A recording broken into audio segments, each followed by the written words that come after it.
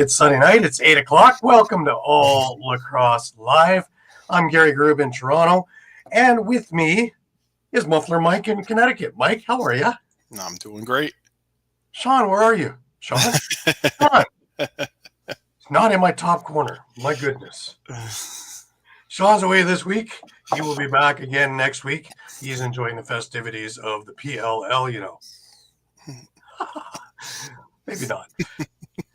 Anyways, Shawn is off. He's got family to attend to and do things with, so he will be back with us next week. We got a busy show for you guys. We got a lot of things that are on the go. We had a PLL All-Star game. We had a skills competition. We're hoping Caden's coming with us to talk about all those things. We have West, we have East, we have Junior, we have Senior, and everything in between. But before we get rolling, just to remind everybody, all of our episodes are streamed live across Facebook, Twitter, YouTube, Twitch, also Instagram Live. Remember to hit the subscribe, follow, and like buttons. Always share. Please enjoy our affiliates along the way, which include anything across the Streampunk Network, Streampunk Cinema, Streampunk Combat, CFL shows, soccer shows, all kinds of great things for everybody. And if you missed a show, no worries. You can catch the shows on YouTube, be it Streampunk Sports, Streampunk Cinema, Streampunk Combat, all across, all the time. And if you come to our YouTube page, let everybody else know about it as well. There's lots of great stuff there. There's news, there's interviews, there's retro games, there's our library of shows, there's fights, there's press conferences, anything you can think of, and more coming all the time. So please, let's get that out there and let's get more people having a look at that. More retro games on the way. And remember, you can stay up to date with all sports by visiting streampunkentertainment.com with great articles from our huge staff of contributors. Also, a reminder that our show is brought to you by 60. 60 is Canada's newest and most exciting sports uniform and teamwear brand, delivering top quality uniforms and teamwear that reflects the spirit and identity of each team. Their commitment to innovation and excellence sets them apart, ensuring that every customer experiences the perfect blend of style and functionality. Unleash your greatness with 60. Add Lax Talk 10 for a 10% discount on your orders. How do you get a hold of the guys at 60? Well, Mike, you go to the QR code that's in our screen, or if you want to go on over to Instagram, you can get them at sweet_60 on Instagram, and you can message Jim there. You can email him at info.sweet60@gmail.com or directly go to their site at www.sweet60.ca/60. Well, a little bit of everything. Some good, some not so good, some shamrock. Wow. That's all I got to say. Wow. Boy, did it ever tighten up in the WLA, eh, Mike? Yeah, a little bit. Yeah. So, with one game to go, too, this week. Yeah, it's still really ready to be played, and a big one at that. Yes. But we'll catch up with that in a little bit. Mike, why don't you start us out with a little bit of Western since Shawn isn't here? AWOL. Sure. Well, we'll start with the Rocky Mountain Lacrosse League this week. Not a whole lot of games, and I don't have a whole lot of scores. So on Friday the 4th, the Okotoks Raiders beat the Calgary Mounties 9-7. There was a game yesterday between the Miners and the Saskatchewan SWAT. No score on that yet. And 2 games slated for today. Another game between the Miners and the SWAT, and another game between the Raiders and the Mounties. As of right now, not including those games, standings are Okotoks Raiders in first place, 12-0. The Mounties, 8-5-1. The Edmonton Miners are at 4-6-1, and the Saskatchewan SWAT are at 0-13. Moving over to Prairie Gold Lacrosse League, the juniors on Wednesday Prince Albert Predators beat the Saskatchewan SWAT 23-3. Thursday, I'm going to have to check on the score. The Saskatchewan SWAT, the Weyburn Razorbacks, 1-0. I don't know if that is. I don't know if that's final, or if there's an issue with the box score there. But if so, that had to be quite the game. And I'd say on Saturday, the Moose Jaw Mustangs beat the Swift Current Wolverines 11-6. The current standings we have for the juniors are Prince Albert Predators 11-0-1, Moose Jaw is 9-3, Swift Current is at 5-7, the Regina Chaos are at 4-7-1, the Saskatchewan SWAT are also 4-7-1, and the Weyburn Razorbacks are 1-10-1. And I believe that season's just about wound down. I think there's going to be a semifinal, and the winner of that will play Prince Albert. Over on the senior B side, even less action. I have a game from July 3rd. Saskatoon Brewers beat the Saskatoon SWAT 18-15. And standings in the senior B, the standing Buffalo Fighting Sioux are 7-1. The Brewers are 5-2. The SWAT are 2-5, and the Regina Heat are at 1-7. And that looks like it's pretty much wound down the same. There might be a semifinal, and then the winner will play Standing Buffalo in the final. right. Moving over to BC Juniors. Okay, we've got. We may have mentioned these last week, but Sunday, June 29th, Nanaimo beat Langley 7-6. Victoria beat Port Coquitlam 12-3. Moving to Wednesday, Coquitlam took a 9-7 decision over Delta. On Thursday, Langley topped Burnaby 12-6. On Friday, we had New West beating Port Coquitlam 11-8 and Coquitlam beating Langley 13-3. Yesterday, Nanaimo beat Port Coquitlam 11-5, and Victoria beat New Westminster 11-10. There's one more game today between Nanaimo and Burnaby. It's probably just getting underway, but not including that game. Standings are Coquitlam at 13-2, Victoria's at 11-4, 2 games back. Nanaimo 8-5, Langley 7-7, Delta's at 7-8, so is New Westminster. Port Coquitlam at 4-12, and Burnaby is at 2-13. And that does it for juniors and All right. Alberta and Saskatchewan. Excellent. Moving on over to Ontario. We had a busy week, man.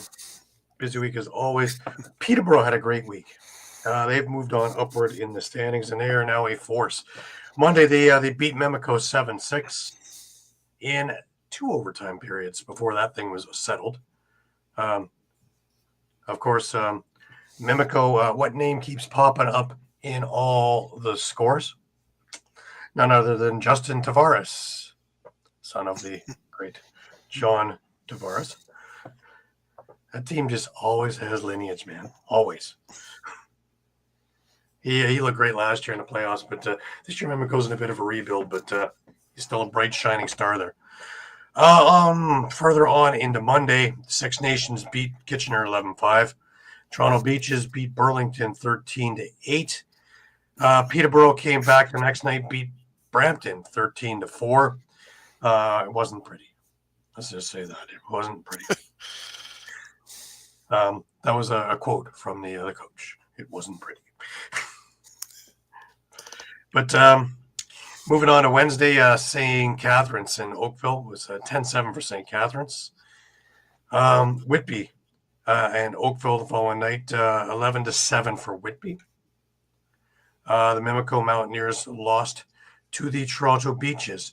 What name do I keep seeing with the Mimico Mountaineers?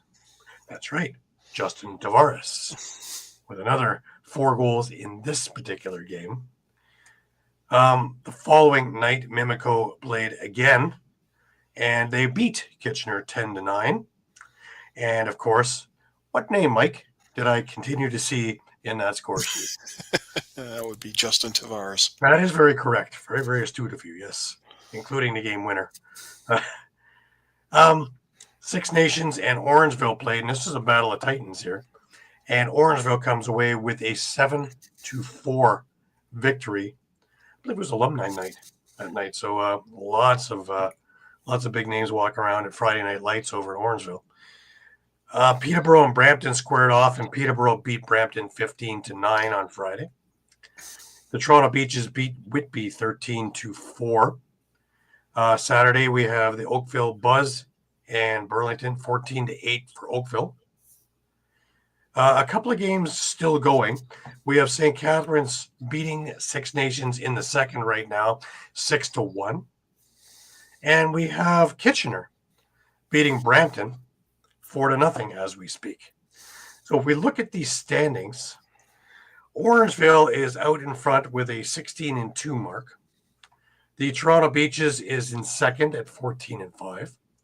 Six Nations in third at 13-5. Peterborough at 11-7. Whitby at 11-6. St. Catharines at 11-7. Mimico is making their way in the middle of the pack there at 8-11. Kitchener at 5-13. Oakville at 4-14. Burlington at 4-14. And Brampton at 2-15. And that is OJLL for this week. Turning our attention to something almost as busy would be the Ontario Series Lacrosse. And yes, we had a workout this week. We start off on Friday with the James Gang and the Brooklyn Merchants squaring off against one another. And, well, it was ugly. That's all I can say. 16-1. That was the final. Were the Merchants. Yeah.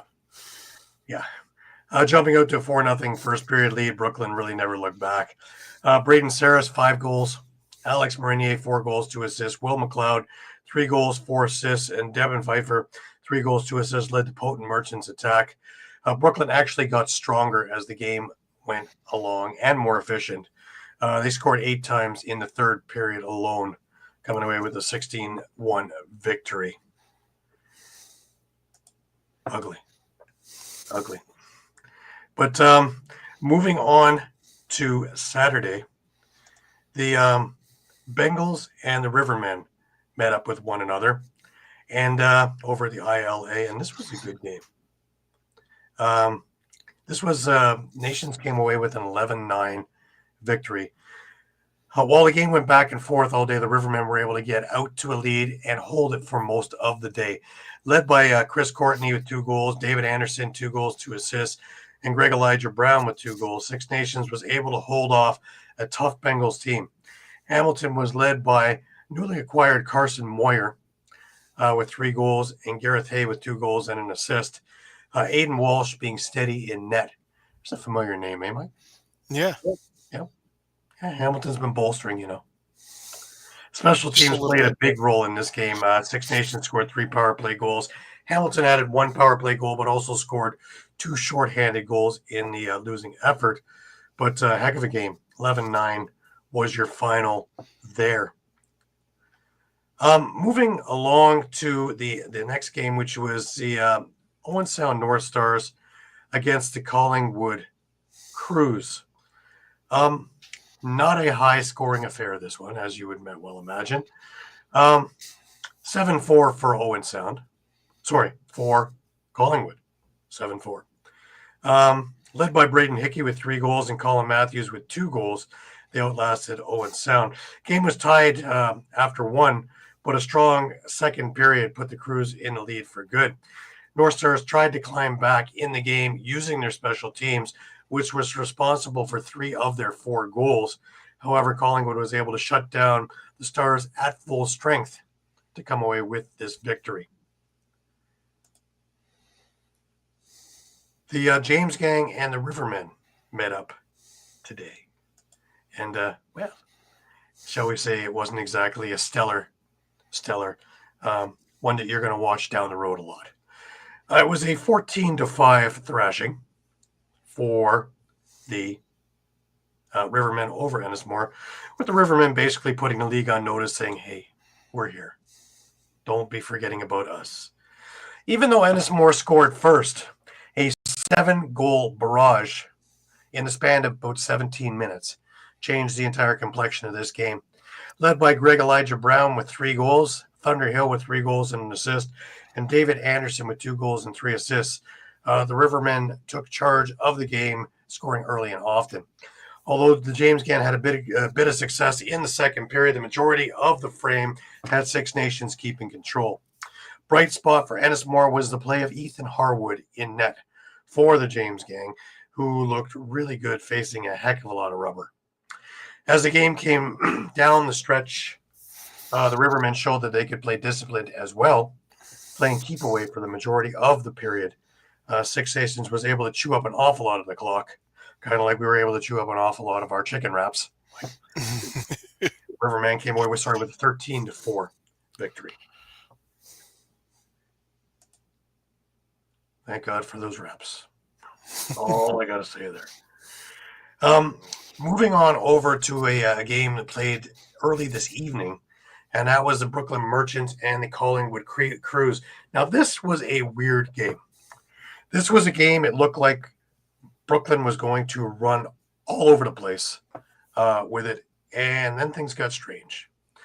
Brooklyn came into the game on a mission. They were up 5-0 not 5 minutes into this game. It looked like they were sending a message to the league with the playoffs right around the corner.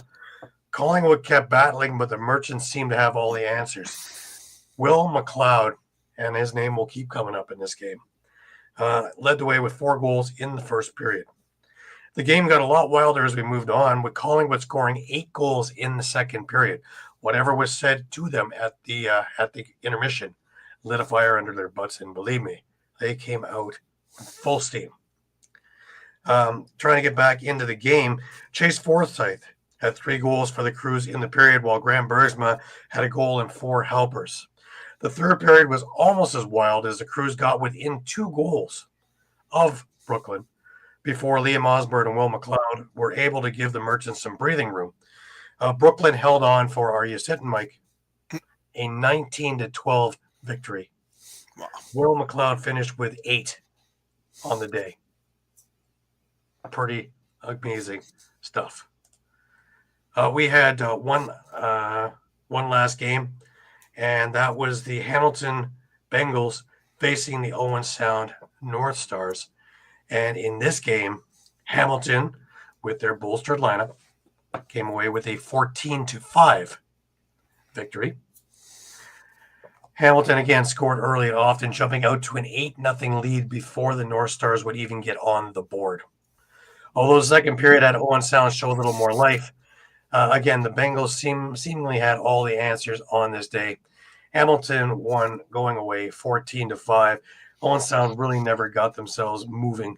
Zach Sunderland, he another late pickup at the trade deadline from Brampton's selling the rights.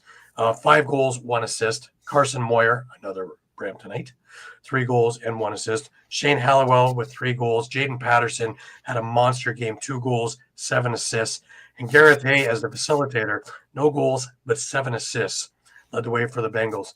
For the North Stars, Jordan Caskanet with 2 goals and Dawson McKenzie with a goal and 2 helpers led the way for them.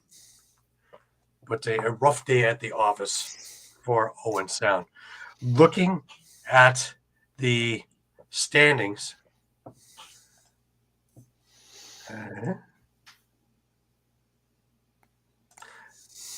you will see that Brooklyn is still out in front. 11-2 is their record.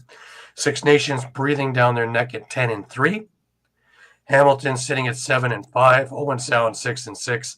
Collingwood at 2-10, and Ennismore at 2-12. So, pretty good logjam at the top for who is going to finish first. A lot came down to last week's game where Six Nations edged Brooklyn. So, could be interesting come down the stretch.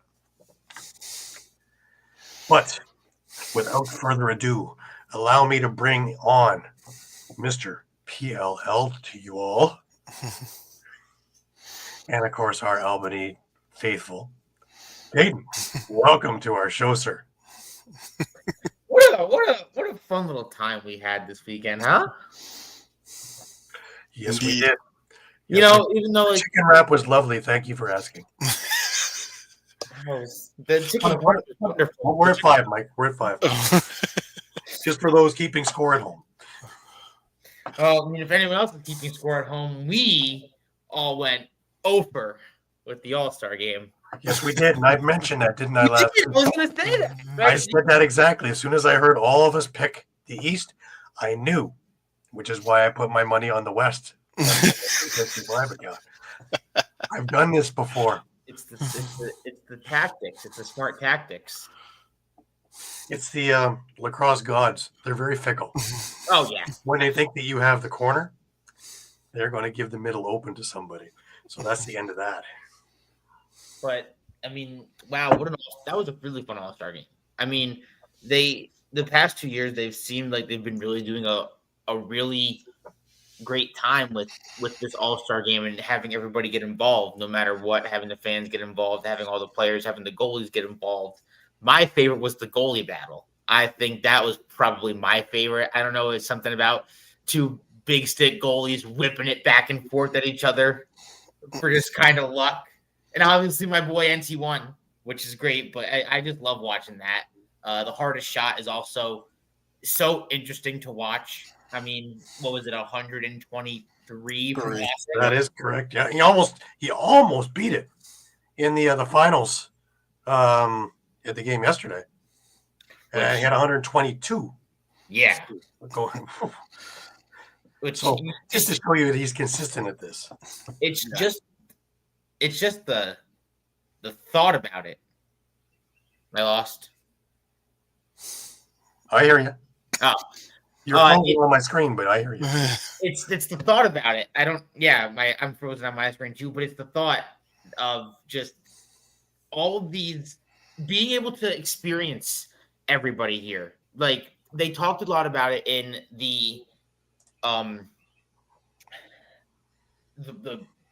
broadcast about how usually we just see the regular middies, but now we were both seeing the defensive mids kind of get their time to shine a little bit during the All-Star game. And I thought that was pretty cool, which was it's just cool to see the PLL kind of expanding to say like, hey, we want to now focus on guys in every position, guys who can do everything in every position. Like we focus on the long stick mids, we focus on the short stick mids, we focus on the defensive mids, we're focused on the attacking mids and the goalies. We focus on everything. It's not like a just defense, forwards. That's it. Mm-hmm. How about the rock, paper, scissors to start the game? That was my favorite. I love that, and I love the hearing the mic up from Ignacio after he lost that. He's like, shit, and just has to give it to Trevor, and as Trevor gets his way going. I just as an idea, I wish that in the helmets when they're going live, Mike, that they would actually maybe a ding in the helmet so they know that they're live, because a couple of times all we heard was heavy breathing. Yeah, there wasn't a whole lot of speaking, so because they're concentrating on the play, not the greatest time to go live to one of the players.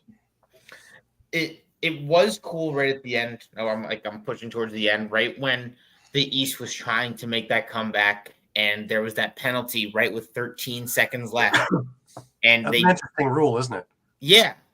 And it was just all of this chaos that happened, and they tried to get the ball to Holman, who already had two-point goals, and it was the whole plan. You can see that they were setting it up through to Holman, and they just closed down on it. He lost track of it, but it's more of that, like you mentioned, the tapping the mic to know when they're live, but I know they can't really control what they say when they're on the field, but it's also like, hey, if you're live, just try, because you heard him scream shit right at the end of that as well, which was, yeah.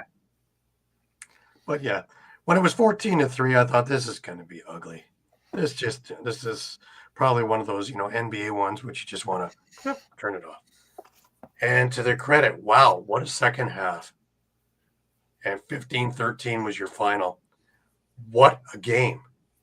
For an all-star game, I don't remember one having that much drama in it that I really, it enwrapped me to not want to turn it off, let alone seeing all the stars and all the plays. But just for who in the hell's going to win this?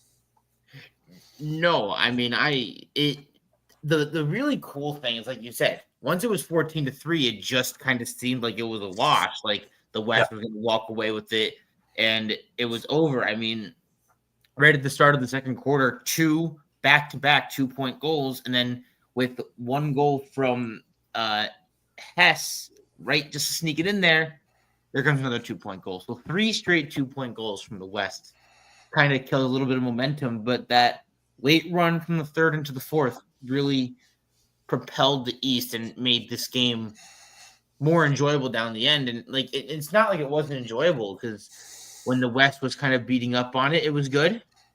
And then when the East came back from it, it was even better. Absolutely. Pat, welcome to the show, sir.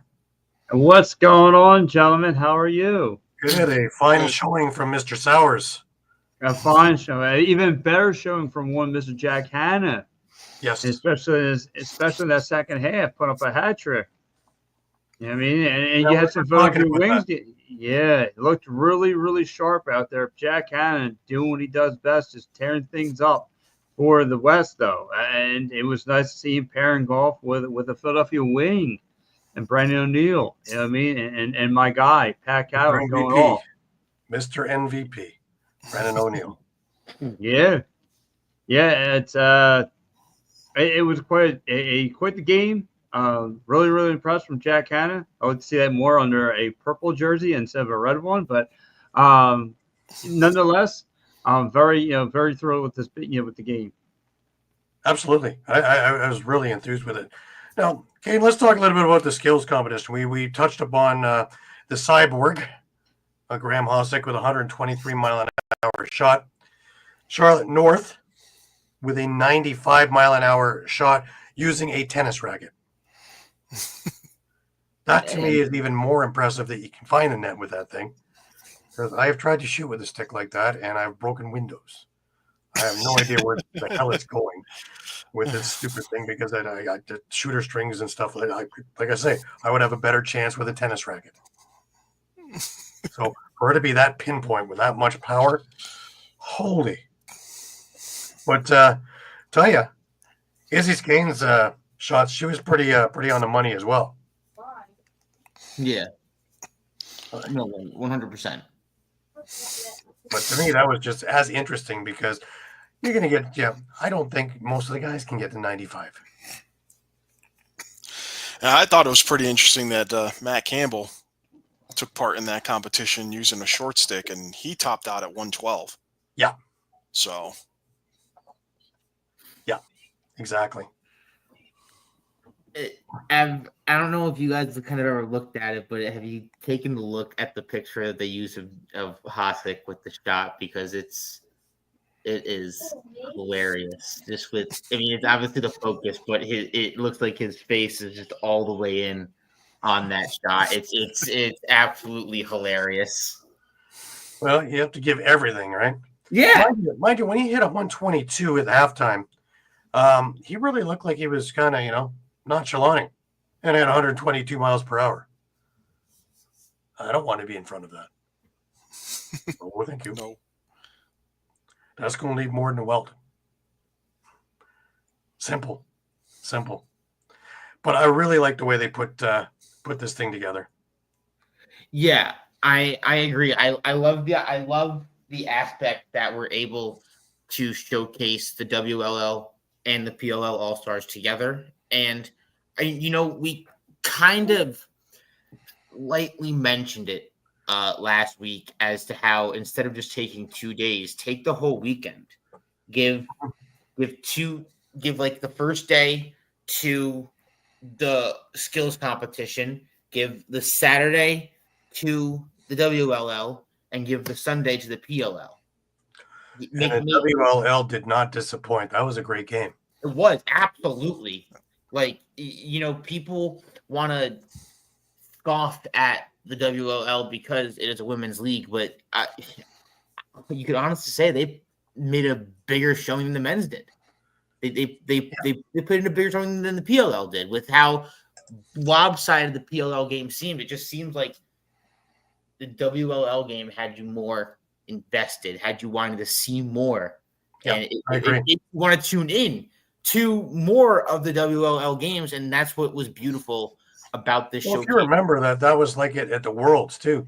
Guys, people were going over to Utica to watch the men, and more of them wound over to watch the women as this thing went along.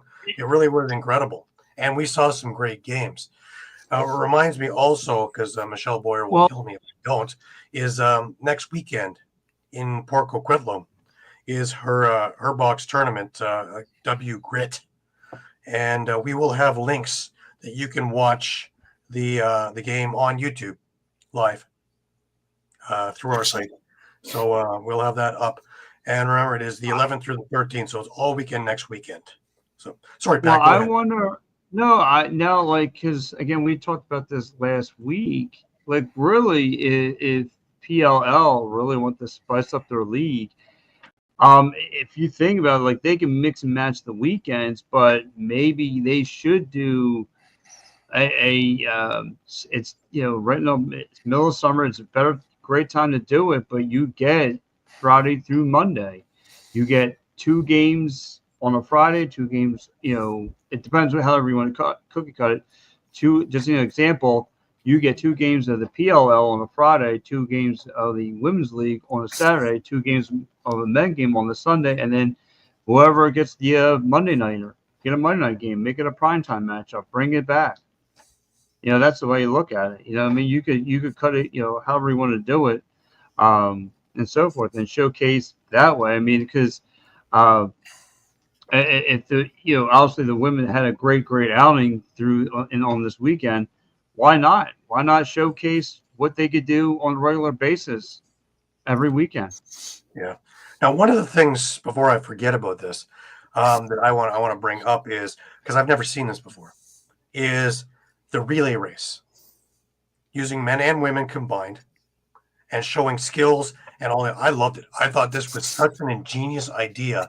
Instead of just watching guys run as fast as they can up and down the field, and we've seen that ad nauseum. Who's the fastest? Why not incorporate all the skills of the game and incorporate both men and women into it?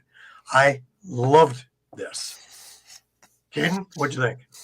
No, I agree. I think that the relay, like you said, it was a great way to showcase the best of everything, the best of both worlds, to showcase the agility, the speed, the conditioning, the work, the sportsmanship, the workmanship between each of the players and each of the men and each of the women that took place in that relay. But I do want to add, right, to do the backhand, behind the back shots, and all the other shots, and then pass it on off so they can do accuracy. Just to combine everything was ingenious. But I did want to ask is, besides, hey Eduardo, welcome. Besides the aspect of this entire weekend being amazing, what would you have to say what was your favorite? I guess let's go with skills challenge. What was your favorite skills challenge from the weekend? Everybody's going to say the hardest shot, but I love that relay. I absolutely loved it. Yeah, I have to go with the relay on this one too.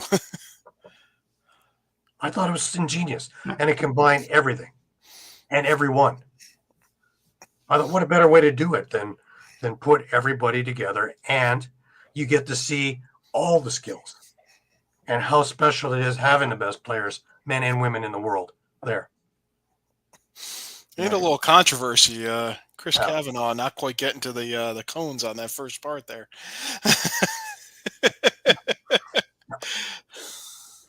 Well, They'll tweak it. They'll tweak it next year. Add some penalty seconds. As for me, I love the relay, like you said, but like I said before, it was just something about the goalies going head to head, whipping at each other, and just the goalie wars. I thought the goalie wars was peak. I loved the goalie wars. What'd you think about the drama in the accuracy? Did we think that Chris Kavanaugh was going to win this? You know, that's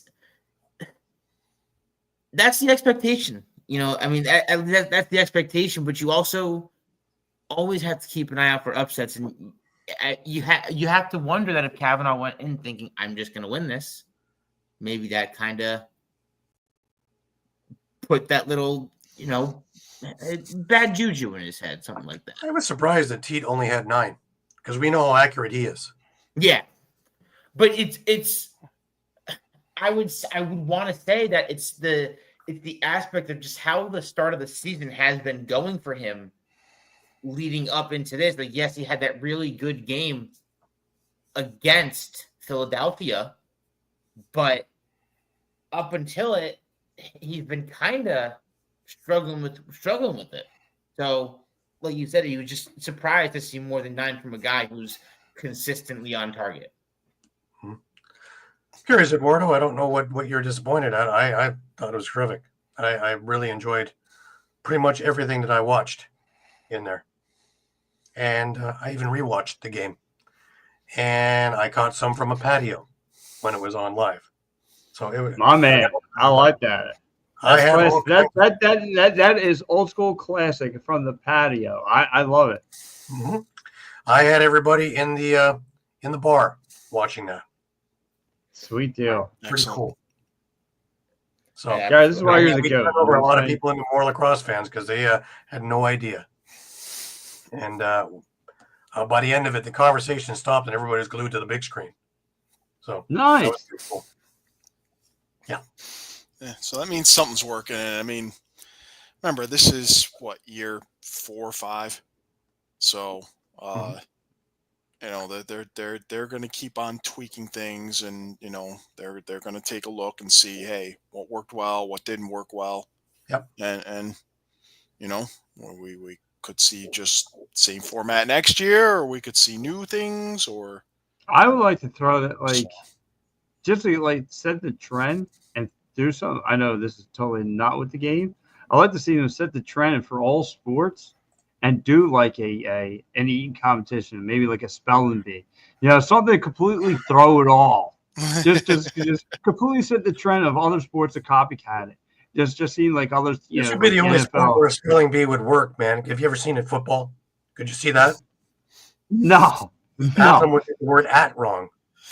Right. I mean, MBAs who actually go to class, right? So, right. I mean, listen, I sit next to Mike Lauer on a Sunday. That guy can't spell his own name, so I mean, he struggled.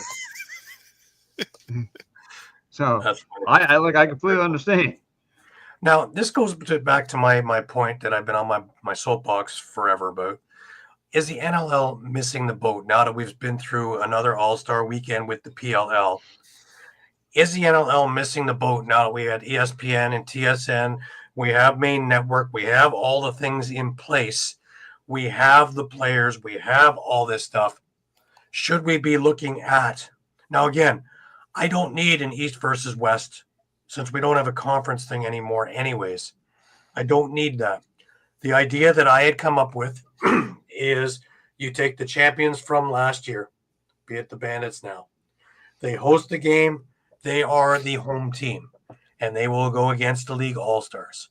This will now make the game mean something because nobody wants to lose to the Bandits, and the Bandits certainly don't want to lose to the rest of the League All-Stars.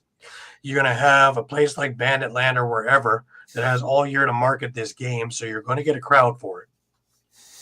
And you have the main networks where you can do your skills competition and you can do your game and whatever else that you want to do. And it's all there. The weak excuse I heard when Fruit's group first came in, well, first he was just getting in there, right? He'd been in 3 weeks, was logistics. I believe I covered that one by making it the home team of the champion. We guys that can't get schedules to work. There's enough bye weeks in this league that we can make one general bye week. And it's a bye week if you are not in the game, and it's play and have fun like these guys are all having fun when you are playing. So, and you get a world stage of the best players in the world doing stuff they love. So you're going to see that come through. What better way to bolster this game than to do it that way? Thoughts? You know, Michael? Oh, go ahead, kid.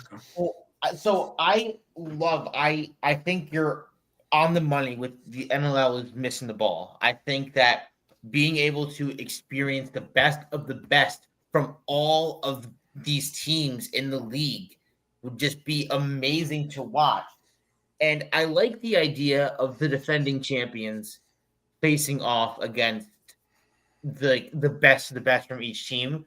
However, my mind shifted to we get a list of all-stars. We have a list of players who are on this all-star team, and they have 2 team captains, and these team captains go down like a draft, like they would do in the NHL all-star game or the NBA all-star game, where they're able to pick each player in like a mock or in a snake draft type thing.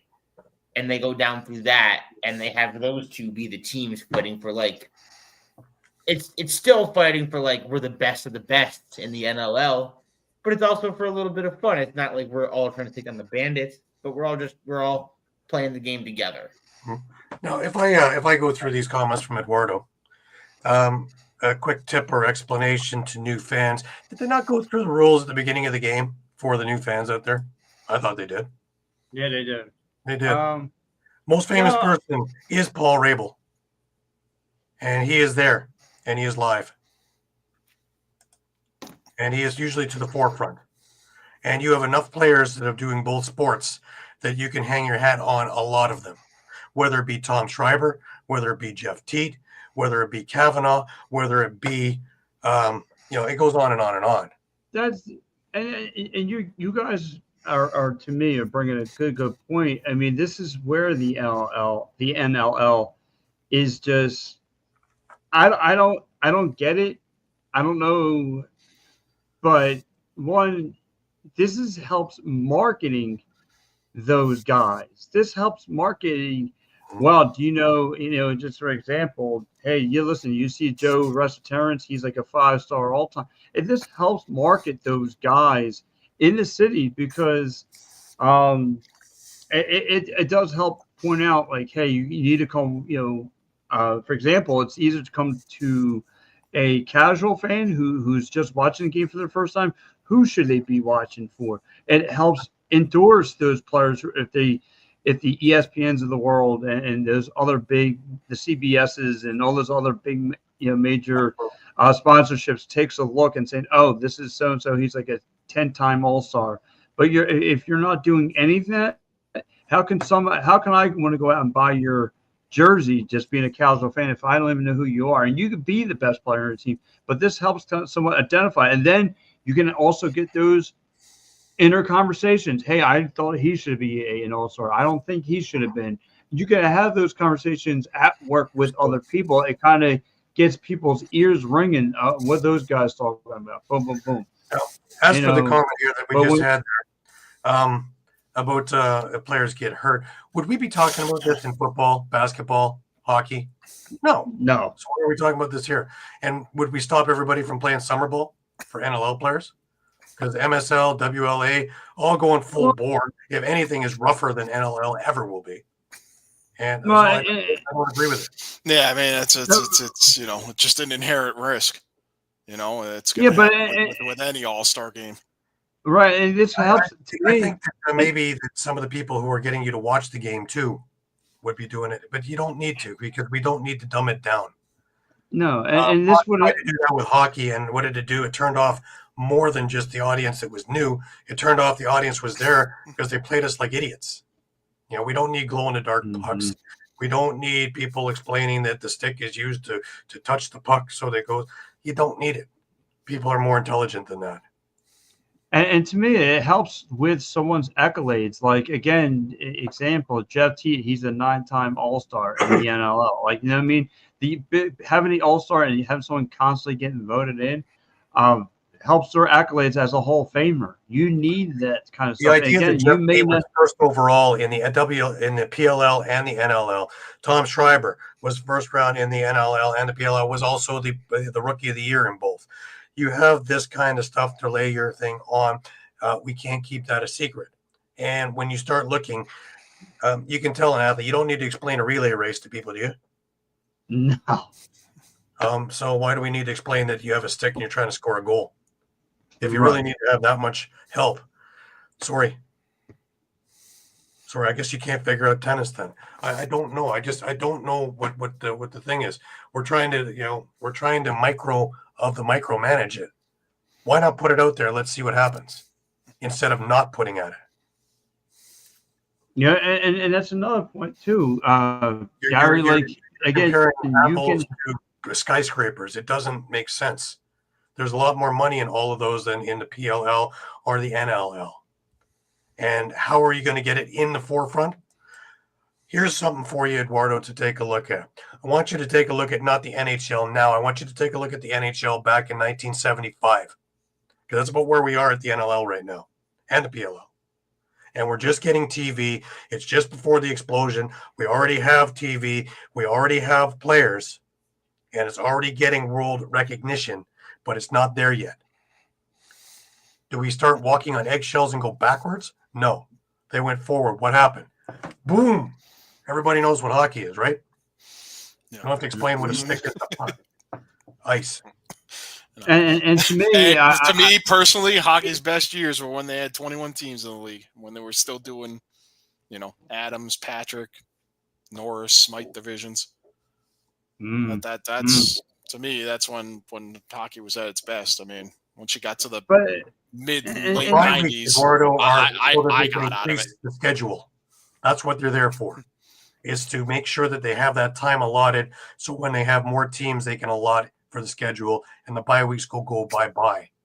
But in the meantime, they can make 1 week in the year where they can put an all-star game in it, like the PLL has done. Simple. I mean, and it really, to my point though, like again, like what if you're a Philly team, right? It's the winner, Sixers stink, Flyers stink. You need to grasp onto that one superstar. Well, this helps identify who the superstar is on the team if they're getting the nod to go to the All-Star game. It just Tell me Brendan O'Neill's jerseys aren't going to be selling more now that he's got the PLL MVP there. Of course they are. Right. Yeah. Of course they are. And his name is even more household name now for the people who are box, who aren't paying attention that much to field. But everybody knows his name. Everybody knows Schreiber's name, Teet's name, right? Russ Terrence playing in Peterborough in the summertime. Do we still know his name? Yes, we do. You can't sit there and say that you now not know the names of some of these WLL stars because of the All-Star game as well. Yep, absolutely. Everybody got recognition here is in a situation where 80% of the time they're not going to get the normal recognition they deserve, and the All-Star game just boosted that by 20 times. And if that's for this, I mean, just imagine, like you guys were saying, imagine if the NLL could get TV time for the All-Star game, because I know they can get it for TSN.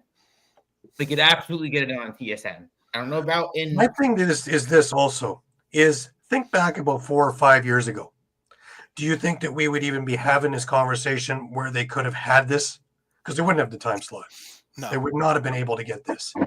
They've moved forward enough that they can have prime time on a Saturday afternoon up against Wimbledon. Right. And on TV. And on mainstream TV. I think if you get it like a late February kind of a deal, or like I said, a 1 o'clock game, you're locked. I mean, because there's nothing going on. There's no football. And the ESPN would probably chew that up and use it. You know what I'm saying? Why not take a full advantage of it? Take a full advantage of it. Why you can't? Sure, you don't need the whole weekend for it. You can have one day. You have it at your halftime, which is elongated. You have your skills. And, And I would note that the PLL's staying relevant in the winter by having their championship series. And now they've expanded that championship series to include the WLL. So, their next logical step is I think it should be next season. And look, it doesn't have to be all 10 weeks. You only have 4 teams in the WLL. play each team. Team plays each other team twice. Mhm. So you're going to have 6 weeks within the 10-week PLL season where you can have WLL games. Yep. And then you can have your playoffs concurrent with PLL. I like it. But it also Thanks. Start you also have it small, as see how it goes. sixes. So they're tinkering 4 6s. So when it does go in the Olympics, we have the best version possible. So that when we have 280 more countries watching, you have everything in a row. You have everything down perfect. You have your camera angles right. You have your logistics right. You have your what ifs and what if things go wrong, because there always will be things. But it's to be able to get out of it. Like we talked with at the beginning, Caden, about the 10-second rule on this the penalty at the end. Well, this eliminated all the other rigmarole, which we're going to kill time for a team that's in the lead. You do something that you're not supposed to, and instead of be sitting off for 30 seconds, which doesn't matter, we're going to put time on the clock. So it kind of defeats what you're trying to do. So we don't have that. So we actually get to play. I love it. Somebody had some forethought, and it worked. And it came into play this year. And it was that extra drama. Did it work? No. But is it there? Was it that drama? Can you imagine if a 2-point goal went in and we had overtime?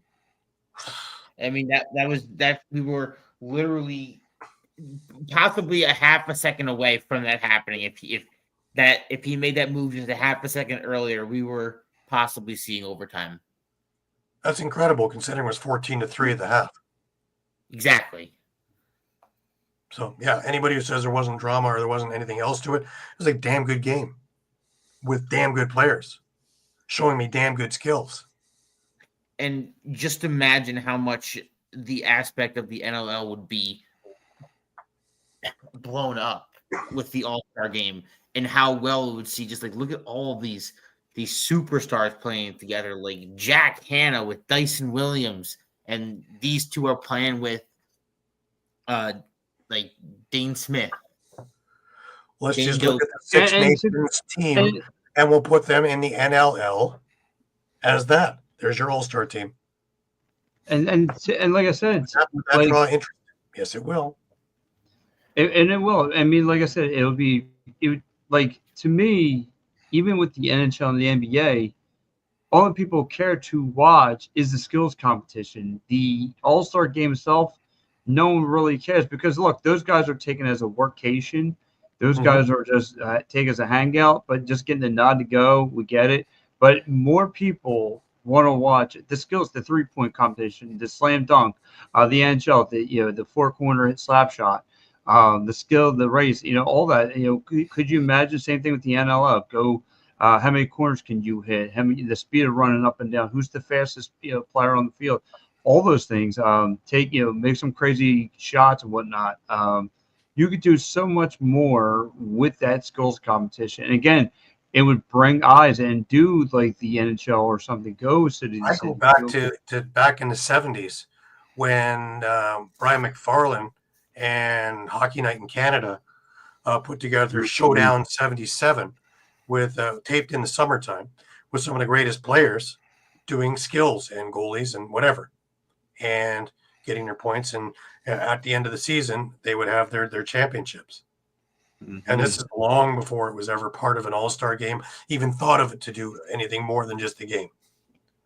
And we already had that for intermissions to keep people engaged in the intermission. Right. So it works, and it's worked for generations now. And I think we really could sell it if we really push it. And I don't think we're going to get much argument. In fact, with the CBA now, why not even include that in talks in the CBA? Of an all-star game, instead of we want to have a Thursday game or want to talk about that as part of a selling ploy, and then we don't have a problem.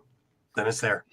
It's in black and white. And then, like I said, could you imagine? Right, you go down again, just being a casual fan, not knowing any players. Hey, the All-Star game, the NLL All-Star game, so and so is going to represent Philadelphia Wings. He's got the fastest, slingshot in the game. He's got the fastest wings. That engages. Now all of a sudden, I want to buy his jersey. Why? Who's that? Well, he's got. If you're ever going to do a Wings game, he's got the fastest slingshot. Again, all those things can be accounted for, but the NLL needs to start picking up the pace a little bit, because the PLL has become such more of an appealing product as far as endorsements and all those other guys. Both leagues share the same players, but the PLL seems like it's just becoming more of an engaged product. Okay, so Eduardo, what is your job as a fan? Explain the game to the other fans who don't know as well. You can't expect the television guys to do this all the time, because it will lose all the other fans. This is the job of you being in there. This is the job of me being in there. All of those things. That's what it is to grow the game. It's not just turn it on and hope somebody will come. It's not like it was back 30 years ago where they threw down a carpet, opened up the doors, and hope somebody showed up. There's layers, and there's different things and venues and avenues to do things. And that's your key right there. He says he was sitting there with 200 fans that didn't know anything about lacrosse, but they were there. 200 fans who didn't know anything about it were there. They weren't at Kansas City Chiefs OTAs or, watching the Royals game. They were at the PLL All-Star game, even though they knew nothing about it. That's a plus. I disagree with this here. They don't explain everything because we know the game. I mean, they'll put a graphic up. I mean, they won't put a graphic up for offsides. They'll put up a graphic up for overtime, but only because it's, the rules That'll have be been the beginning of the changing. overtime. Rules have been They're not changing going to tell you every whistle other year, in the NFL, because they keep tweaking the rules. But Yes, those, Eduardo, but that's they were something watching on where it can TV. get mentioned in They were watching. Because, I've done this before. I've done this many times where I've sat with a tablet in a bar, at the bar, and I've put a game on. And I've watched slowly as people are starting to watch over my shoulder. Gather around you. Do they all know the game? No, but it's something that's interesting, and they start asking questions. When they ask questions, you answer them. And then you start explaining, and you get into conversation. Then the conversation soon comes to, hey, you should check this out. Hey, why don't we take a look at that? And if you happen to have it near you, like we do, hey, how about if you come with me to a game? Let me show you live what this looks like. I have never taken someone to a game and wanted their time back. All my years of doing this, I have never taken someone to a game and they've wanted their time back. They're usually pestering me for tickets or pestering me how they can get tickets, who they call, or where they go. That's what happens. Yep, absolutely. And of course, not everybody's going to like it, but so what? I don't think everybody likes football. I don't think everybody likes hockey. It's grassroots, and we're still sort of at a grassroots stage.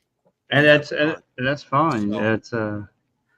But we can only explain so much. And they did explain it at the beginning of the game, just like they would at the beginning of the overtime. They're not going to explain to you every single play that at overtime, each team is going to have the ball once. And then if you were listening to that, you'd be going click. And I would keep in mind that the people who are there are watching it live. They're not sitting there on the phone watching the broadcast. Maybe some of them are, if they can't hear. Once again, you're comparing apples to skyscrapers. Tom Brady. The NFL it's a juggernaut, but the NFL it wasn't like this in the 60s. It wasn't like the 60s and the 50s. It wasn't like this in the 70s or the 80s either. What you're looking at is 2025 and the juggernaut, which is CBS or Fox. That's it. And These guys aren't stars. Let's forget that some NFL markets weren't relevant until, like Pittsburgh. Sure, they were around for decades, but they weren't any sort of contender until the 70s. So if he comes on the air and starts explaining lacrosse for me, then I turn the thing off. You get my point, right? Yeah, I mean, I'd much rather have Ryan Boyle or Quint Kesnich telling me what, who I know played in the pros. Right. Or Paul Rabel. Sure. For that matter. So, because he can tell me what's up, as well as when they unleashed that 5-year deal and all the things that were coming with it, as well as the that spectacular thing that's over in Dallas and whatever, where you can be sitting in live in the bar and in this almost as though it's in front of you through this dome and all the rest of the stuff that I was watching. It's actually on my LinkedIn page if you want to take a look. It's incredible. These things here that they're coming through. It's like IMAX of watching games live. Yeah, I mean, as far as I'm concerned, to me the only maybe area where the PLL has kind of handcuffed themselves in the schedule is, the decision to assign home bases to teams, because now with 8 teams and a 10-week season, you've got your homecomings. So 8 of your weeks are, guaranteed to be in a home base. And that only leaves you 2 weeks out of the season, other than playoffs, to try to move your troop to a new location in an effort to grow the game. And it makes it even more difficult when you have places like Fairfield, Connecticut, that's coming up in a couple of weeks, where it's been hugely successful. And, are they going to come to Fairfield next year? Maybe, because they know they can generate the revenue and have a successful weekend. But at the same time, it's like, hey, we want to go to a place like Kansas City, or a place like, I'm just going to throw, New Orleans or Boise or somewhere where it's not a hotbed, but you need to expand and you want to grow those fans. But you do you take a risk? You don't have many options in your schedule. Had they not assigned home bases, this season could have been, hey, we went to New Orleans, we went to Boise, we went to Minneapolis, we went to, Chicago also, Mike. But they also did this to grow those bases. So now not only is it just two games, there's a whole weekend involved with it's definitely two sides. It's right? Definitely two sides of a coin. So it doesn't mean it is etched in stone. It doesn't have to stay that way. But who knows? Maybe after a while we change it. Utah becomes Albuquerque and so and whatever, But for the time being, to be established in places also gives them stability, right? Because what was the one thing everybody bitched about when they first started? Well, they're all just roaming around like the circus. We don't have any set towns. Well, now you do. Now we're bitching we have set towns. Okay, so what are we going to do next that you're going to whine about? It's let them do what they're doing, because you know what? It's being successful. And the proof is in the pudding. You think ABC would be putting them on linear and TV if it wasn't successful? It's all fine and good to say nobody's watching over here. Maybe nobody's watching in your house. But around the U.S., the numbers are good enough that ABC's putting it on, and they're taking other things off. And again, to me, it's just, it gives you, if you have a bad baseball team, it gives you something else to look at. Like, all right, well, I got this, I got that in my backyard. Well, I'm going to check out the P. You know what I mean? It gives you more of an outlay. Ask Rockies fans. I'm sure they'd rather go to. I can't pick New York and I can't pick Philadelphia. Okay, I won't. Yeah. But we already have. That's what I mean. And we've picked places that. And it works. Expect, like Salt Lake City, home of your 2-time defending champs, and their attendance numbers are competitive with any other city. Yep, Denver as well. Yeah, Denver, California, who's now a hotbed in the PLL right now. Right, and the last one with San Diego. Yeah, think about that. San Diego doesn't, San Diego's biggest professional sport right now would be lacrosse. You've got a box team and a field team. Yeah. So, yeah. We can nitpick it all we want, but I don't really think it needs to be. No. I think they're on the right track. Now, is there other things they can do? Yeah, and I'm pretty sure that their brainchild there. And I've had Mick Davis on the other show, who is VP in there, and we've talked about this. We talked about this when the website was just getting going, and so it was a couple of years ago he was on. If I had him on again now, I'm sure we would be that much further ahead with what the plans are down the road. They're not staying stagnant. That's what they do all day long. But the thought process would still be the same. It's what's working for us. Oh, this is working for us. Let's keep doing it. Well, Right. what's not working for us? Yeah. Okay, well, we're not going to do that anymore. Let's figure out something different to do. Well, this year's All-Star game was a prime example of expanding on things. Like I said, that relay. Before we had guys running back and forth. Not very interesting for me, thanks. Maybe if it's a neck and neck thing or a stick and stick thing, whatever. But, incorporating everything that was into there was like having a steeplechase of lacrosse. I loved it. Because it had everything that would interest me. And it would interest people who are into other kinds of races and doing other things. And they're looking at all these other things. What did ABC used to do in the 70s on Friday? They would have stars doing all these decathlon things and all these other races. And they're not athletes, but star power and whatever. And they were running around and they're doing these things. And you know what got the biggest ratings? Those things. Because it was interesting. And from there, the conversation starts. And if you got people speaking, you got people interested. If you get people interested, now you can grow. If they don't know anything about it, they're never going to know anything about it. Mm-hmm. And we've done that for years. So, that doesn't work. Yep. We all know that. That doesn't work. This works. And as long as we got television and the plus to do everything else. Yes, I know not everybody has plus and blah, blah, blah. It costs money. And I know all the other arguments I'm going to see on the screen, whatever. But you can get it. And it's not expensive. And if you do have it and you're flipping through it, you can look at it and you can watch it. If you like it, you can go to it. I can look at the negative of anything. It's time we start looking at the positive. It's not half empty. It's half full. And we're going to build from it. That's the idea. Well, yours is empty, Pat, but we knew that. Oh, yeah. That's what the Water Dogs tank isn't empty second half of the season, huh? Well, that's all I'm saying is it's on the right track. Mm-hmm. I can nitpick all kinds of things.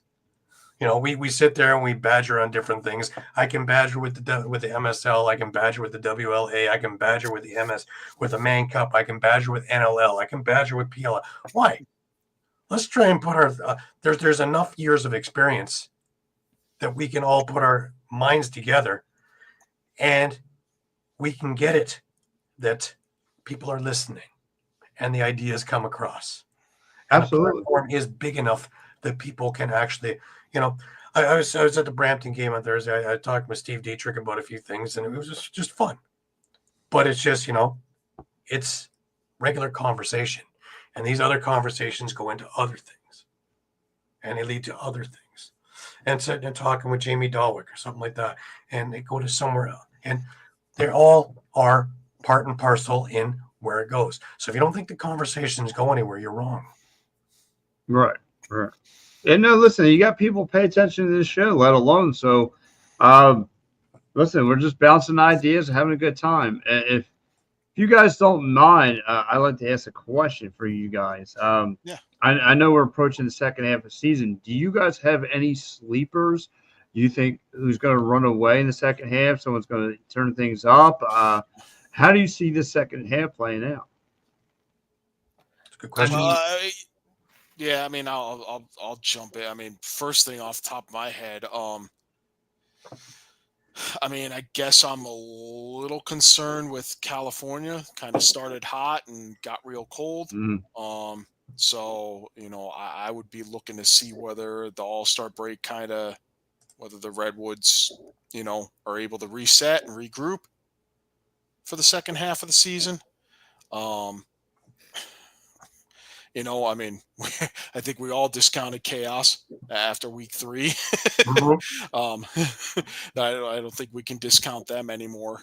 No. The East, for me, the East is just a lot more muddled. I really think the East is anyone's to win and anyone's to lose. Who can stay healthy in that? That's the key. Because Boston looked like they're going to run away with this thing. New York, so, but they've made their comeback. Maryland, I don't know. Philadelphia, it all depends. But a lot of these things, that 1-goal game can go either way. So you could be, winning the next 5 games, or you can be behind in the next 5 games. And it's all on the luck of did that play work? Every game is going to matter. Yeah, and with Maryland, it's like at this point, TJ Malone is injured. I mean, whether he's going to be ready to go start this next week, I don't know. But I mean, again, remember their goal differential looks better than what it should be just because they had that 20-6 route of chaos. So and all that's playoff seedings and position hinges on goal differential. Yeah. Well, Maryland's got the best goal differential, and they're in last place. Right. And Carolina's got the worst exactly, goal and it's only because of that one game. Basically, that one game skewed things. So, if they get blown out the same, if they get this blown out the same way by someone else, then it's going to level out. But well, we'll see. But it's going to be interesting.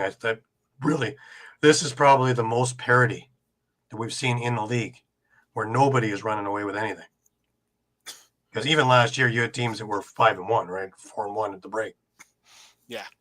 Yeah, I would know best. Yeah, you were down and out. With a goal differential of 4. Yeah. So it can happen. It can happen easily. But that's where I want to leave it this week with PLL, guys, because we're getting on there, and we still got to cover MSL and WLA. Appreciate all your input. Next week, we're back to normal with regular games. In fact, next week, they are in Chicago, and it's supposed to be the best one going. Like, there's supposed to be all kinds of things going on. And Friday night is the New York Atlas against Boston for the 7 o'clock game. Start off with against Philadelphia for the late game. Go ahead, Caden.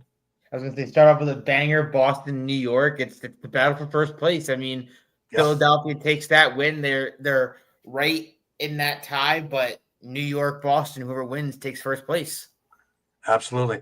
And Saturday is another slobber knocker of a day. You got Carolina and California at the 7 o'clock game, and you have Denver and Maryland for the 9:30 game. Ooh. Yeah. It's going to be a tight sphincter, that's for sure. Absolutely. Now, also, ESPN2 has got the New York Atlas and Boston game, for those of you keeping track. Yeah. So, linear TV for a hell of a game. That's the one we advertise. And I'm going to bring all my equipment down, but I'm going to be on vacation. But I'm going to see what I could do from South Carolina. I want to talk. I want to talk some War Dog lacrosse. Hopefully they don't disappoint. Hopefully they Bill Terry's been taking the dog leash off and having these guys run around the yard and shooting from the outside. Hopefully that'll come into play. Dylan Ward against Brett Dobson. What a showdown that will be. Yes. Mm-hmm. Yep. Yeah. And both are healthy at the moment. What a showdown that will be. I can't wait. That's going to be a hell of a game, too. So mark it on your calendars, y'all. This is going to be a good weekend to get back into PLL. And I talked about the goalie wars. You're about to have a goalie war with the start off, Kirst versus Entman. That's going to be a great way to start off. Yeah, absolutely. So there's all kinds of reasons, all kinds of side things to watch on every one of these games. So thank you, guys. I appreciate it. As always, great work as always. Caden, you're looking great. I know. Hey, listen, I've been working out. I know you can tell by my figure. I appreciate you guys. Absolutely. That puck in a lacrosse game is beautiful. Hey, it's the special brand of lacrosse I play. I like it. Ice lacrosse. You know the backstory of that, don't you? You know the backstory, right? And how box lacrosse really was formed and kept going. Was one of my good friends, Division I champion Bob Terring. He was assigned with the guys who eventually started up Eagle and Mill to find guys on skates, roller skates or ice skates, didn't matter, but they wanted to put this on skates, and he couldn't do it. And he's going, these guys don't skate; they're going to be all over the place. So they found what was called the Super Game. And if you look on YouTube, you will find the Super Game. One of my articles actually has two of the Super Games on there. It was Canada versus the U.S. In fact, the only game the U.S. won against Canada, because the end zones were way out that time, was in Philadelphia, of all things, in the Spectrum. And the second time when they played in the Spectrum, all hell broke loose because Canada beat them and things were being thrown all over the place, and it got very ugly in there for the last game. But they played an 8-game series for all this. I think Canada won 7 of the 8, but that's what eventually turned into Eagle and eventually turned into Mill, which is now the NLL you're watching. Bob will actually be on with me a couple of weeks from now, because he's got Lars Tiffany coming on with him. So that's the last Thursday of the month. So just so everybody knows, for the next few weeks, we got Jake Withers one of the weeks, Connor Kiernan, Steve Dietrich is going to be coming on. I have a message out through Michelle Boyer to Charlotte North as well. So there's going to be some big-time guests coming for NL Lacrosse Talk over the summer. So you're going to want to check it out in and around Thursdays at 4. Sometimes a little bit different on their schedules, but most of the time Thursdays, 4 p.m. Eastern. So another thing to take a look at, some fantastic guests. But Bob was instrumental in that, and he was the GM and on the bench in the first couple of games, and he went up in the booth and was doing, again, what we're talking about, explaining the game up there, and as well as putting some insight. So, we've been doing this for a while. Definitely. All right, guys, thanks very much. Appreciate it. See you, John. Thank you very much. Have a great week. Enjoy South Carolina, Pat. It'll never be the same after you leave.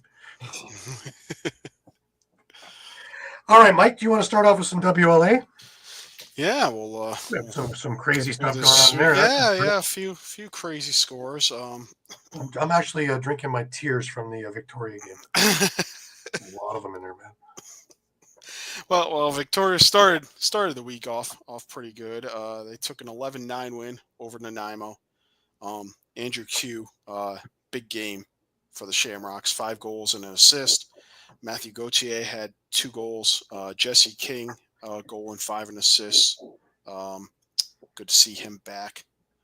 Alex Simmons, goal and 4 assists. Zach Mans had 1 and 1, and Brody Wade had 2 assists.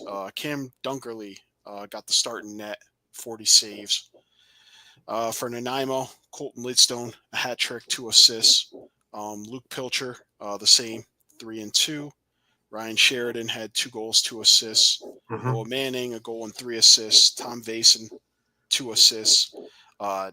Devlin Shanahan, tough loss, 56 saves on 66 Victoria shots. Right. So a lot of now, rubber. right away, see, my alarming thing is that the Timbermen have 2 wins. And they took the Shamrocks to the end, who should have won by 10, if it all looks correct. And 2-goal win, all of a sudden, alarm bells are going up, going, something just isn't the same as last year. And we all know what happened last year when they had an 18-0 season. Yeah. I'm not sure. I'm not sure I can really put a finger on that. Because it's just something. Something isn't the same. Yeah. But in spite of all that, they're still leading the league. So, they're. I know McCulley's. I'd like to say they're still the favorites to win. And right. Like I say, McCulley's not on Shamrocks this year. He's in Peterborough. That's true. So, moving on. Wednesday night, Langley hosted Maple Ridge, and it was the Berards who came up on top in the defensive struggle, 7-4. Langley got 2 goals and an assist from Connor Robinson, a goal each from Nathaniel Kozevnikov and Toru Morimatsu. Caleb Kahn had 35 saves. For the Berards, Marcus Klarich, 2 goals. Garrett Winter, 2 goals. Peyton Cormier, a goal and an assist. Dylan McIntosh had a goal, 2 assists from Declan Fitzpatrick, and Brandon Humphrey, 45 saves in the win. And that win, I believe, put Maple Ridge in the 4th and final playoff spot for the time being. So those ties from earlier in the season are now coming in handy when we thought they wouldn't, potentially. Maple Ridge traveled to New Westminster the following night. That's Thursday.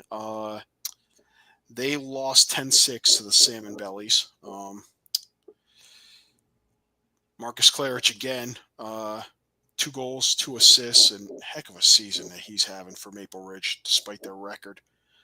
Dylan McIntosh, a goal and 2 assists. Caden Dowdy had a goal and an assist. Riley Lowen and Reese Porteous each had a goal. Brandon Humphrey again got the start, made 40 saves.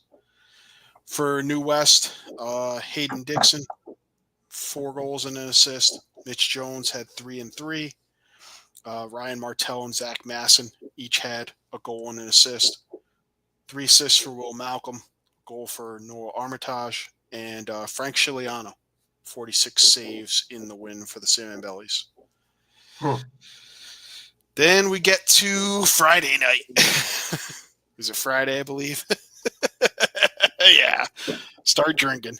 I had the Ticats Argos on the one side, and I had that game on the other side. Some days, I'm telling you, some days are just. Yeah, Burnaby with a huge upset, beating Victoria 11-8. This despite being outshot 60-40 for the game. Jacob Dunbar, people think that Milenichuk need to get a better look now from NLL guys. He may need to. I mean, 52 saves on the night on 60 shots. Jacob Dunbar, 2 goals, 4 assists. Silas Richmond had a hat trick. Ben McDonald, 2 goals, 2 assists. Sam LaRue, a goal and an assist.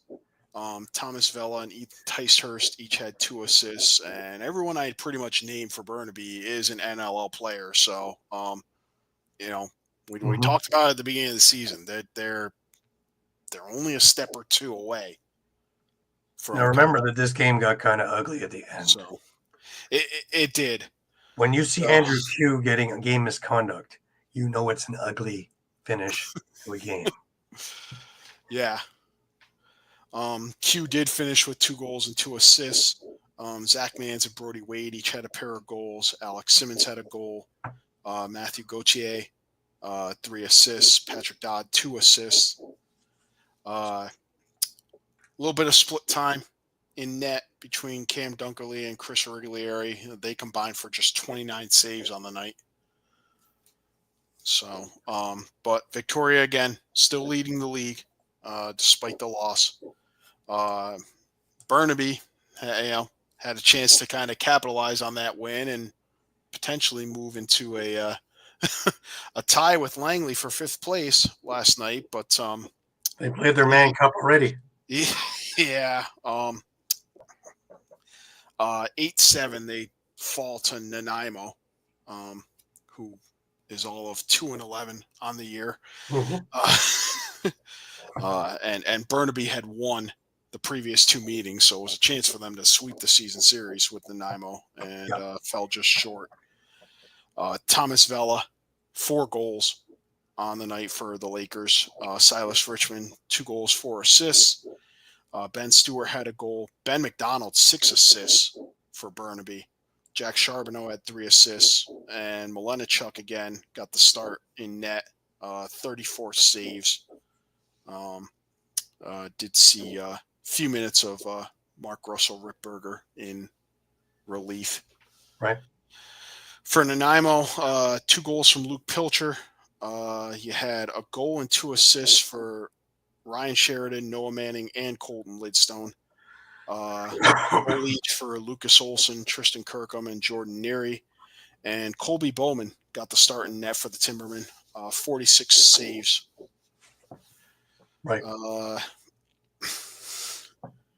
one more game yesterday. The big one. As if Burnaby getting the upset wasn't a big one.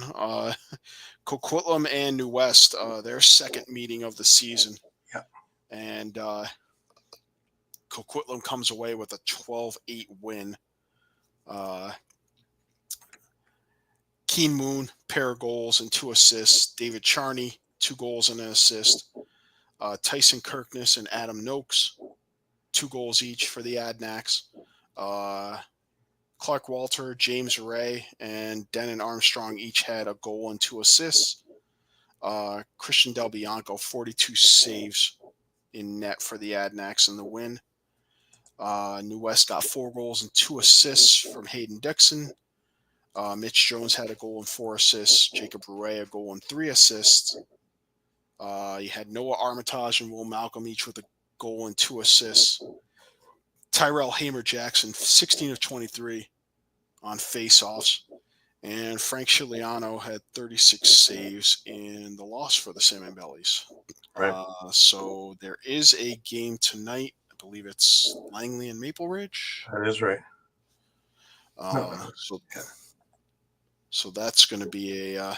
It's Nanaimo. Nanaimo. I'm sorry. Langley and Nanaimo? Right. Okay. So, as of right now, you have Victoria and Coquitlam tied for first at 9-2-1. New West right behind at 9-3. Maple Ridge is currently in the 4th spot at 4-6-2. Those ties again coming in handy. Langley 4-7. Burnaby's at 3-9. Should be 4-8. It could be 5-7 if they hadn't had to forfeit that other game earlier in the season. Right. And Nanaimo 2-11. So there's obviously there's a sharp divide. You have the top 3 teams kind of fighting for the top spot, which is right in and of itself. That's a big battle. I mean, if you can be the number 1 seed, you get the other 2 good teams have to beat up on each other in the semis, and you only have to face one of them, for a shot at the Man Cup. So, it's still very much in play. New West, obviously, kind of a half game behind, and maybe a little bit behind on the head-to-head for versus Victoria and Coquitlam. So, and I believe they play Coquitlam next week. They might play Coquitlam and Victoria next week, so that's a big week for... Mm-hmm. Sorry, let me just bring it up here. One sec.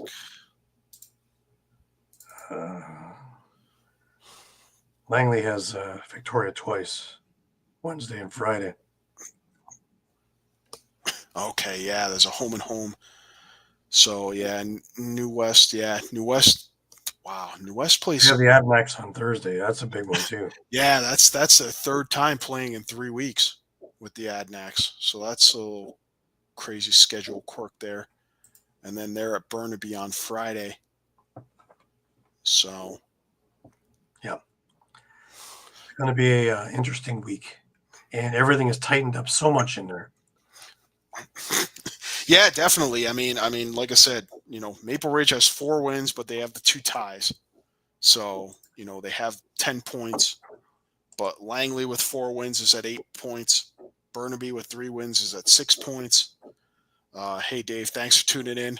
Yes, sir. You missed your boy, for better or for worse. Yeah, I mean, if Burnaby, obviously, if they beat Nanaimo, they would have been 4-8. And if Nanaimo beat Langley, you'd be looking at a 5th place tie and just 2 points out of a playoff spot for the Lakers. So, and obviously, if Nanaimo can win this game tonight over Langley, now they're going to be sitting in a tie for 6th place again with Burnaby. Yeah, and that game goes in about a half hour from now. So, yeah, so Alrighty. Yeah, and it gets I want to say it gets more busy next week. No, not quite. Yeah, seven games next week, and then there's 8 games the week after that. So, and that's the Well, next we're to coming to last. the end of this, right? So end of the month is playoffs begin. We are, yeah. Couple more weeks and that's it. It's crunch time because MSL is busy and OSL is busy and everything ends. MSL believes ends the end of the month and OSL is like the 20th or 24th. And so does WLA is the 24th for the last game of the season, then into playoffs. So it's winding itself down. But a whole lot still to discover before we're out of this. Nah, hence my caption. You got 4 teams potentially fighting for that last playoff spot. As every year.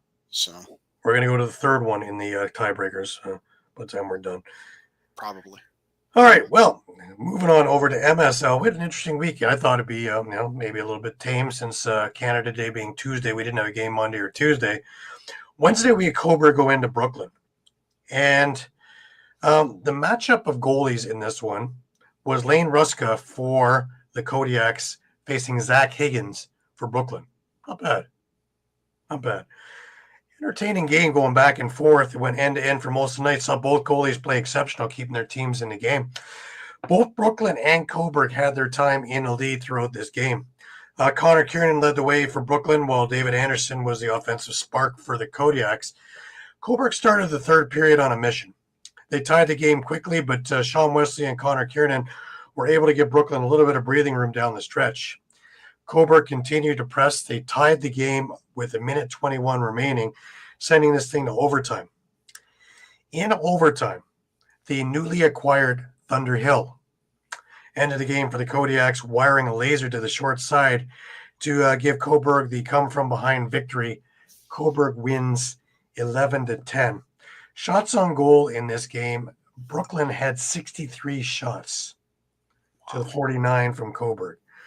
Lane Ruska was superb in net to earn this victory. Good way to start, I think. Yeah. We move over to a Thursday night, and we had a pair of games on Thursday. And the first game was Oakville went into Brampton. Now, I was at this game and had a chance to speak with a number of people. It was interesting because we're talking about the retro games, Mike. And one of the games I have up is a 1996 game of Buffalo versus Rochester. Now, we know Patty O'Toole made his money with Rochester and is in the Hall of Fame because of Rochester. And Dietrich made his money with Buffalo and, is in the Hall of Fame because of Buffalo. This particular year, Dietrich was on Rochester and O'Toole was on Buffalo. It was interesting to watch. So I had a laugh with Chugger on that one, amongst a few other things that we talked about. O'Toole was there too. So we had the whole gamut there. It was really interesting. Pretty cool conversation. Excellent. Now, a couple of weeks ago, Oakville and Brampton got together, and it took a strong third period for Brampton to beat Oakville. This was exactly the opposite. A strong third period jettisoned Oakville to beat Brampton 10-7. Now, out of the gate, first period was all Brampton. It was 2-0 Brampton after 1 goals from James Whiteford and Mike Triolo, who has made an immediate impact there. But the second was a little bit different, and Oakville got to Brampton, scoring 5 times, and it was tied 5-5 at the end of 2. And it was a strong 5-goal showing in the third period from Oakville that got them the victory. And it was Chris Weir, of all things, that had a pair of goals, beating Hutchcraft stick side low both times. Identical goals. That was the difference maker in this thing. Interesting. Now, while that was going on up in Peterborough, Owen Sound was in Peterborough to face the Lakers. And again, you'd think that this one was, wow, this should be a walk. Well, Peterborough won, but they won 9-7. Owen Sound showed how pesky a bunch they really can be. Every time Peterborough thought that they had a lead big enough, Owen Sound would make it back. Up 8-4 in the third. The North Star scored 3 of the next 4 goals to make this thing interesting. But in the long run, Peterborough was able to hold on. Nick Rose made 30 saves, while Andrew Kidd made a whopping 61 saves in this game. Wow. Yeah. Again, another reason why I think that maybe Andrew Kidd deserves more of a starting role, even though it's tough to get in with Doug Jamieson ahead of you in Albany, right? We move over to Saturday. And Saturday, we had Six Nations going up into Owen Sound. And, well, I'd like to say this was a strong game, but it was for about 30 minutes. It was tied 2-2 at about the 30-minute mark. And from that point on, well, it was 12-3 for Six Nations. They just are too strong, sending wave after wave after wave after wave after wave. And it just game in, game out. And it's almost like they pay. I was talking with Neil Doddridge about this. It's almost as though they were playing possum for a couple of periods and then just kind of started up and play for a period and call it a day and go home. Strange. But Shane Jackson had 3 goals, 2 assists. Lyle Thompson had 2 goals, 4 assists. Ian McKay, 2 goals, 2 assists. Randy Stotts, 2 goals, 2 assists. Ryan Smith, 2 goals and an assist for Six Nations. The one that stood out, of course, for Owen Sound, stands out every game, Jackson Webster, who was involved in every single goal with a goal and 4 assists. Kostiuk Moran also with 3 assists in the loss. We had one more game this week, and that was Owen Sound going into Coburg. And the way things are going, you would expect that Coburg would have had this grand showing. Well, Owen Sound got up in this game 9-0 before Coburg actually got the first goal. I'm sorry, I got it wrong. And then 9 goals rhymed off by Owen Sound to be up 9-1 after 2 periods. Looking like they were just going to walk away with this thing. At that point, the shots on goal were 45-36 in favor of Owen Sound. Now, this third period went back and forth. It was 4-3 for Coburg, putting together one good period in this thing. Again, Alex Marinier, Aaron Woods looking good. Jackson Webster shining again for Owen Sound. Jackson Webster had 4 goals, 2 assists on the night. Isaiah Moran Weeks had 4 goals and an assist also for Owen Sound in the victory. Josh Rosa with 4 helpers in this thing. Xander Durkatz with a goal and 5 assists for Coburg. Aaron Woods with a pair of goals and really not a whole lot else. Brock Haley had a goal and 2 assists. Just an off night for the Coburg team. The goaltending was split. Both guys played about half a game. Neither had much luck in this. And Owen Sound is your winner. And they now improved to 5-8, and Coburg is now 6-7. And we head into this week, which has Coburg going into Oakville tomorrow. That'll be an interesting game after tonight's game. Oakville then plays Tuesday night in Six Nations.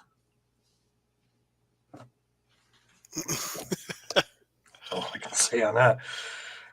Peterborough and Brooklyn play Wednesday night in Brooklyn. The next night in Brampton, by the way, it's alumni night in Brampton, so if you happen to be there, get over into it. If you're near Brampton, get over there.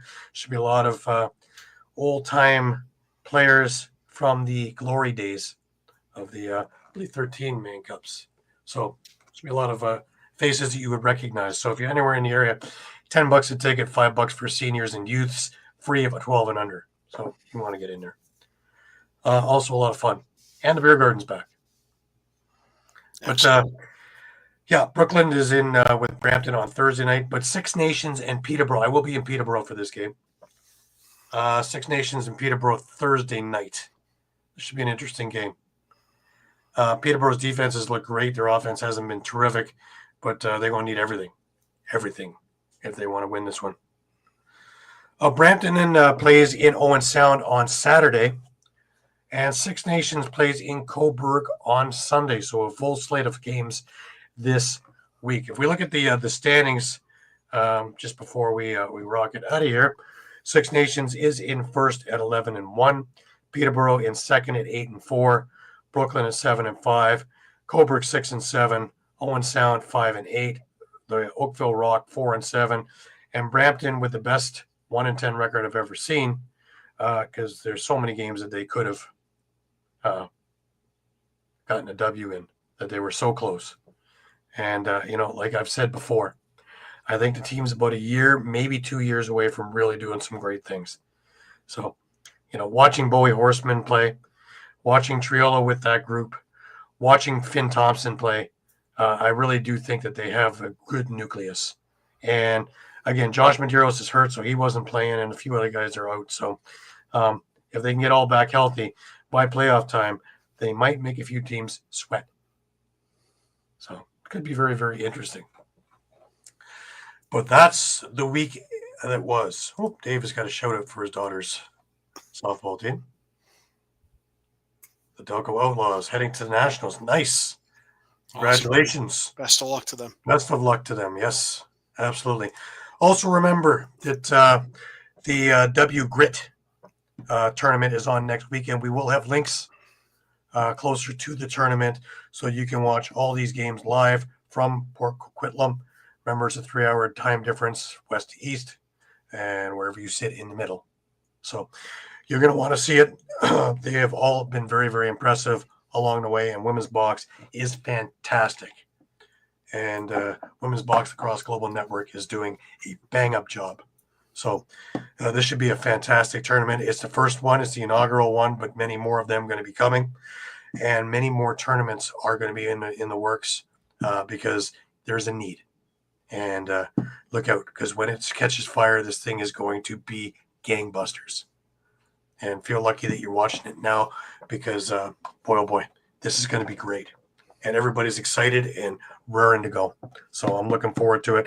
You can also get on there with Women's Box and to get merch and go check them out on Instagram or on their website.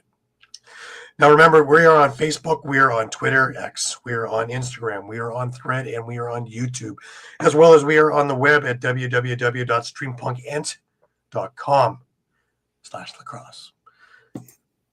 And you can come check us out 3, 4, 5 times a day because the news is always changing and we have our fingers on the pulse of the situation and we are up to date with everything. We did a hell of a lot of recaps this week. Everything is up to date with the exception of the Coburg game that I have to do and the game that hasn't even started yet that Mike's going to be doing. Not bad. Not bad. And everything that is up to date news-wise, rumor-wise, trade-wise, and all the other things. We are your one-stop shop. We are your Costco of lacrosse. Come see us because we will have it, and we will have it verified, so you're not going to get false stuff out of us. Last words, Mike. Last words. Yeah, wow, heck of a week coming up. As much as went on this past week. PLL, second half of the season. I mean, everyone's 2-3 or 3-2. Just 4 huge games in Chicago in a new venue. So excited to see that. WLA, 2 big games for Victoria, a home and home with Langley, New West and Coquitlam going at it for the 3rd week in a row. So, who's going to take that 4 seed? Mm-hmm.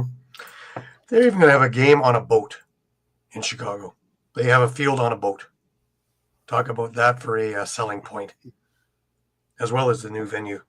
So there's going to be all things going on that weekend. It's going to be lots to do. So if you're anywhere near the Chicago area, you're going to want to get there. Worth a little bit of a drive just to catch it, check it out. I can't wait to see some of these games next week, as well as it's going to be a busy week. I know I was in about 7 cities this past week between seeing the Gales in playoffs and, of course, Six Nations and all the other ones that I was at, between Brampton and everything else. This week is going to be just as busy. I don't know if I have a Six Nations thing on my bingo card this week, but I do have Peterborough on there. as well as some games next weekend as well. It's going to be a busy time.